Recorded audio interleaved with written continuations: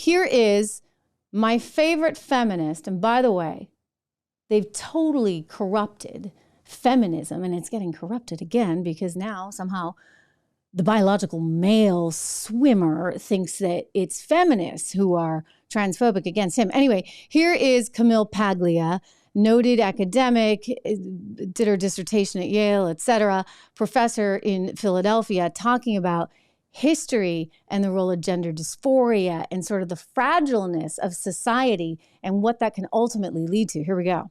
I personally believe that anyone who collaborates in an intrusion into a developing child's body and mind is guilty of child abuse, a crime against humanity. Okay, because that child is not prepared to make such a decision. Okay, I think that. Okay, that's part of what she's saying, and in saying that, by the way, she herself is sort of, out on the edge.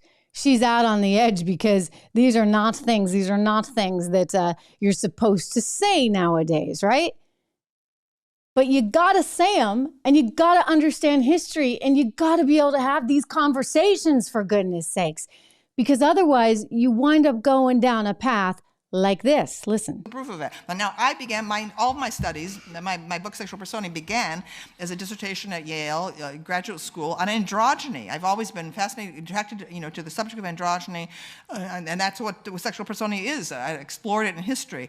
But the more I explored it, I realized that historically, the movement toward androgyny occurs in late phases of culture, okay, as a civilization is starting to unravel, okay, and that you can find it again and again and again through history in the Greek art, okay, you can see it happening. All of a sudden, okay, there's a kind of the sculptures of handsome nude young men athletes that used to be very robust, okay, in the archaic period suddenly began to seem like wet noodles, okay, toward the end, okay, and that the people who live in such periods, a late phase of culture, whether it's the Hellenistic era, whether it's the Roman Empire, whether it's the mauve decade of Oscar Wilde in the 1890s, whether it's Weimar Germany, people who live at such times, okay, feel that they're very sophisticated, they're very cosmopolitan, okay, homosexuality, heterosexuality, so what, anything goes, and so on,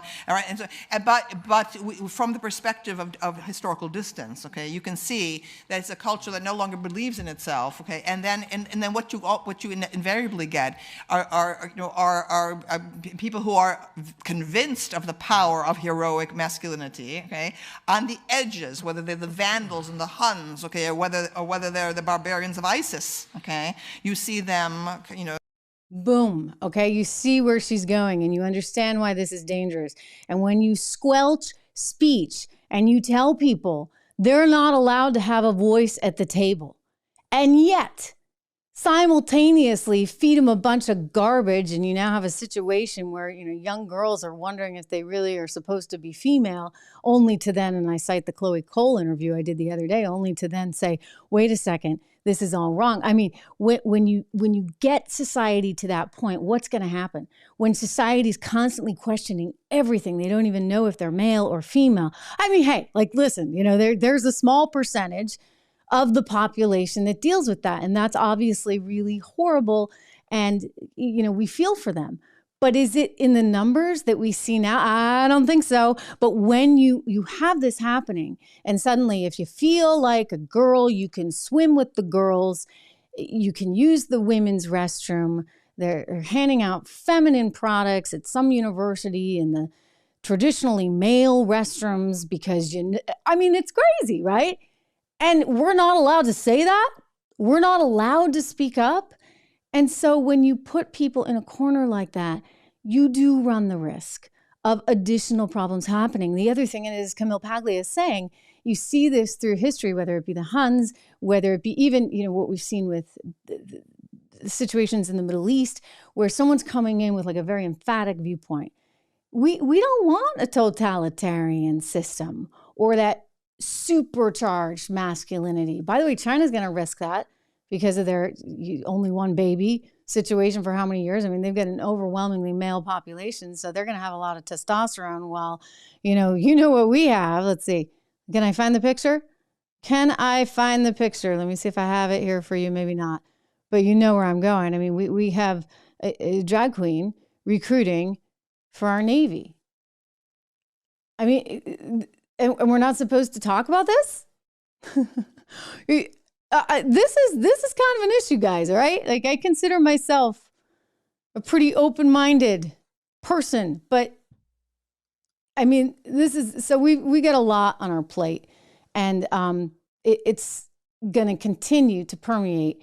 I think that what Elon's doing is helpful. I feel like even here on this channel, I've been able to see more of a response from all of you. Again, we're just kind of coming on here. Surprise, surprise. I didn't give you much of a warning.